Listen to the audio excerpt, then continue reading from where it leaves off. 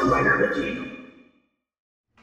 Hey YouTube, Awesome Rider here. This is going to be my review for the international airing of Power Rangers Beast Morphers episode, is it 11 or 12? It'll always be right in the description. I keep getting thrown off because I've already reviewed the international ones and the discrepancy in how they're numbered in cable guides. But anyway, this was the second part of the Space Sheriff Chaku arc, adapting the Gavin Go Busters crossover in the middle of the series, and I thought it was pretty solid. Like I said, I'm doing these reviews a little bit differently, just kind of generally talking about what I liked and didn't. And what I overall liked about this, which is what I talked about in the international reviews, is I was surprised about them keeping up some level of continuity within these first few episodes after coming back, meaning we didn't immediately devolve into filler like I mentioned last week right after we got the Evox stuff. I thought we would go right back into filler, but we had this basic little two-parter arc with some connections not only to each other but what connected to the previous episode, and I like that they kept that going, and I thought it was a pretty solid two-parter. I kind of wish, though, in retrospect, I was gonna say I almost wish they would have done like a multiple-parter for the Evox Mayor Daniel stuff instead of this, but then I'm thinking, why not both?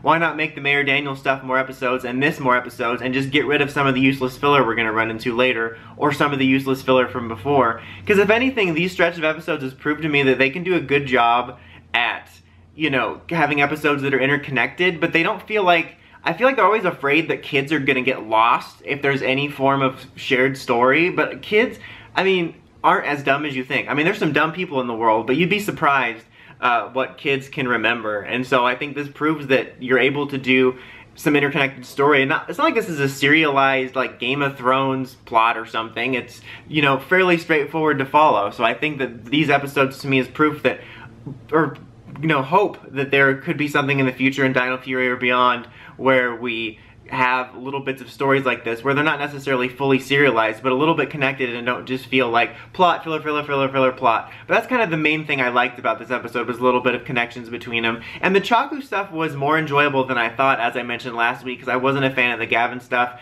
In fact, I think I liked this more than the Gavin stuff because it was something I wasn't looking forward to, and it ended up being pretty enjoyable-ish at least. And the Gavin stuff I just didn't like interrupting Go Busters, but this ended up being kind of enjoyable, a little expansion of the universe with this character. There were some nice moments in this episode, and I liked the way it was structured in the sense that it seemed like a little bit time has passed and they've been working with them for a while, and they're like, hey, why don't you join us? And I thought that was kind of cool to make it feel like this wasn't just one and done. Like, it was not only 2 episodes, but it felt like more time had passed, they've been working together, and I liked that. And he was gonna settle in there, and, you know, there was the scene where he's settling in and you find out about his daughter, which leads into the storyline, and then this plant that he brought tried to save the show by taking out Ben and Betty, but it didn't work, unfortunately. But it kind of led to this nice bit about his character where they weren't sure if he was a robot or not, and you find out he basically has cybernetic implants, and he's afraid of what his daughter's gonna think of him, and Nate kind of inspires him to, you know, not worry about that. And even though I'm not the hugest fan of Nate anymore,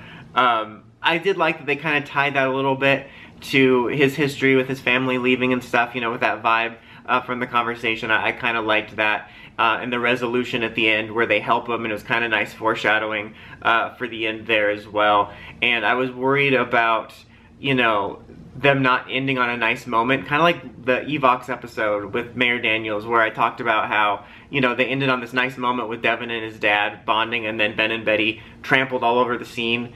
And so we have a nice farewell scene with Chaku, and then Ben and Betty trample all over. I'm like, oh, can we not end on a nice moment? But thankfully, we got a nice update scene at the very end where he's talking to his daughter. So I was really happy we actually let an episode end on a nice moment. But yeah, it was very enjoyable. I actually wound up liking it. I liked Chaku. I liked the resolution to his arc, how they tied it to a little bit of the character stuff.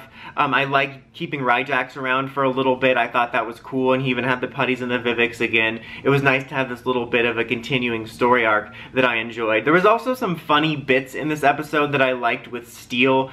I think I mentioned it in the international review, but he mentioned like, oh, more of Silver is always a good thing, which I found to be a funny line back when I first saw the episode too, because it just reminds me of the fact that, you know, Sentai and by extension Power Rangers just keeps using Silver and Gold Rangers, so I just thought that was kind of funny.